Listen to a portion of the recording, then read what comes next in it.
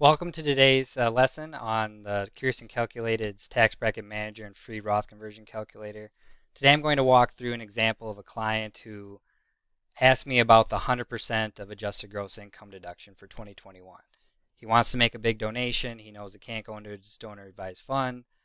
So we talked about it and we walked through, hey, what are your options here to make a big donation this year? And that 100% of adjusted gross income deduction became a big part of it.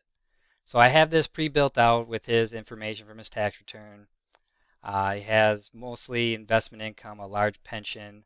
Last year in 2020 did not have an RMD, so he had $0 there. This year he'll have 250,000. So his question is, what should I do with my RMD?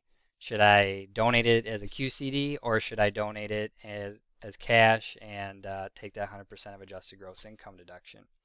My initial opinion was to just do the QCD, but after running the numbers, I was a little surprised. So I'll show you what that is all about.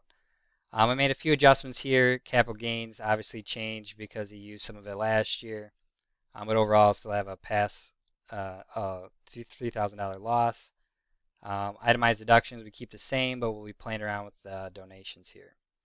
So step one is just to look at, hey, if your facts were the exact same as last year, we have really no changes besides those capital gains and then this $250,000 of IRA distribution. So just that alone, take a look at here, total income tax did increase by quite a bit, and so the question is, should we just do a QCD and just make this 150,000 because that doesn't change anything. So it drops from 130 to 93.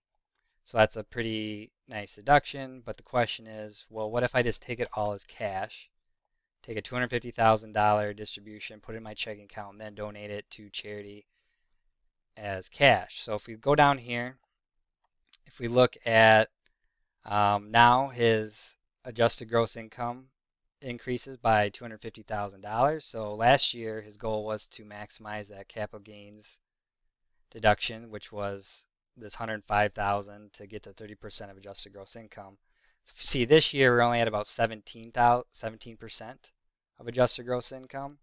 So just kind of back into there, we'll just get to the max here, a little bit higher. So max donation, wow, is, so to get 30% of adjusted gross income, get about 185,000 of stock to donate. The next, so he has that, he has no problem doing that. He wants to do this cash on top of it. So the question is, should I do this 250,000 of cash now? So the way the 100% of adjusted gross income works is that it's an election. You don't have to do this. If you donate this 250,000, it might make sense to carry forward that extra charitable contribution. However, if you elect to do it, it does change the dynamics here. So if we just do this, maximize the 30% of adjusted gross income deduction with his stock, and then he donates that cash, only a small portion of that will be deducted. So about $150,000 will be deducted there. So he'd have a carry forward of the rest. So his tax does drop down to 62,000 from the 130 that we started with. But if we make this election, the ordering rules change. So we start with cash, non-cash, and then we account for capital gain property, and then this election then moves the ordering of the cash donations to the bottom. So this 250,000, it becomes fully deductible. So just to show us the quick math here, I got my calculator on, 257,000 plus 185,000, 442,000. Oh, because then I have the non-cash there. But overall, we get basically a whole deduction, and that is 42% of adjusted gross income of his cash donations. So overall, we have about 70% being deducted there. All of a sudden his total income tax drops down to $27,000. So that to me says, hey, let's look at the bracket breakdown. Let's see how low you are. So last year most of his income was in 24 and down. He has no exposure to 24, just the 22%. So there's no dramatic shortcoming here to say, hey, you wiped out all of your ordinary income, so don't do that, or maybe we need to have a Roth conversion. But overall, this is a key just to show you how this 100% of adjusted gross income deduction works. And it is something to be mindful of as a strategy. Using the 100% of adjusted gross income deduction just to get yourself down to zero, not a great use.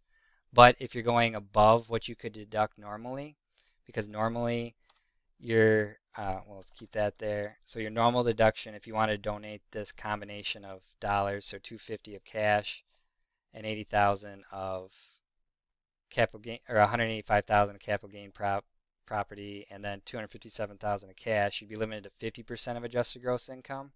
By making this election, now all of a sudden your combination of deductions is about 72%. So it becomes a strategic tool in certain situations, and this is one example that I wanted to show you. So feel free to hit me up with any questions, curiousandcalculated@gmail.com. Thank you and have a great day.